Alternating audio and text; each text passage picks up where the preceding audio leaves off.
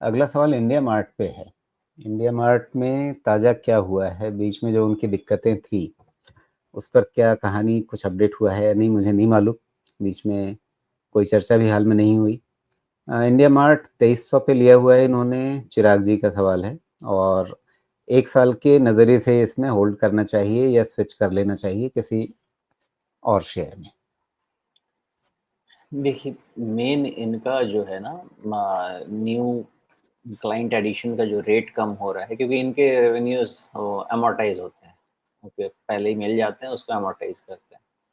तो मेन जैसे IT company में क्या होता है कि जितना लार्ज डील्स कहते रहते हैं, कितना ऐड हुआ, वैसे ही जितने इनके क्लाइंट्स ऐड होंगे उतना इनका फ्यूचर रेवेन्यू आने का होगा। तो मेन फोकस आपका क्लाइंट एडिशन पे रहना चाहिए। और जितनी भी ब्रोकरेज रिपोर्ट मैंने देखी है, जितनी भी पढ़ी है, वो यही दिखता है, वो लोग तो यही कह रहे हैं कि यहाँ से तुरंत रिवाइवल उनको दिखता नहीं है। तो हो सकता है कि बहुत लंबे समय तक ये कंसोलिडेशन में रहे और एक बारी मार्केट में इसका रिवाइवल दिखे, यहाँ नए अच्छे कॉन्ट्रैक्ट्स ऐड होने लगे हैं, तब फिर मार्केट भी इसको सोचे समझेगा। अभी तक तो ऐसा कोई सिचुएशन दिख नहीं रहा।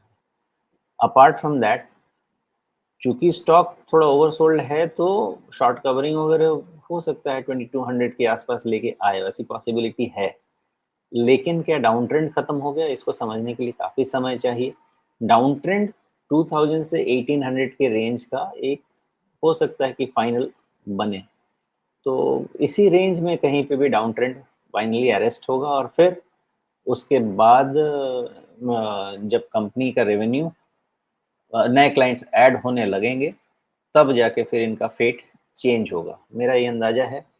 वैल्यूएशन उतने बुरे तो नहीं हैं एट दिस जंक्शन, लेकिन ग्रोथ नहीं आ रहा है ना, तो आगे वाला क्वेश्चनेबल, क्वेश्चन मार्क।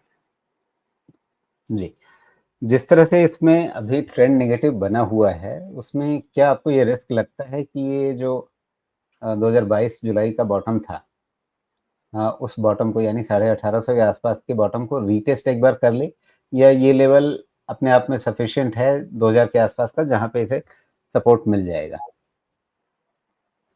नहीं, वॉल्यूम उतना कॉन्फिडेंट नहीं करता है मुझे, इसलिए। और बहुत सारे ऐसे स्ट्रक्चर को मैंने, मतलब वो सुपर 501 से धुलते हुए देखे हैं, इसलिए थोड़ा सा सावधानी रहना चाहिए यहाँ पे। इंतजार कीजिए fundamental turn down in the company का। महंगा भी और खरीदना पड़े तो ही खरीदिए।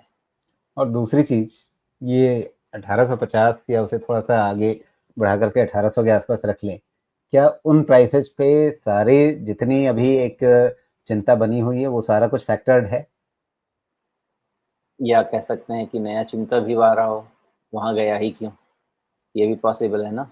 इसलिए जैसा मैंने कहा, बड़े बुजुर्ग कह गए हैं, don't catch the falling knife.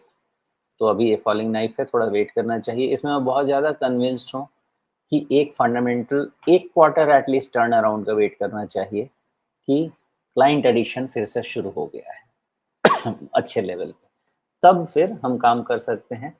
कारण एक और है, वैल्यूएशन में क्या प्रॉब्लम है मैं बताता हूँ।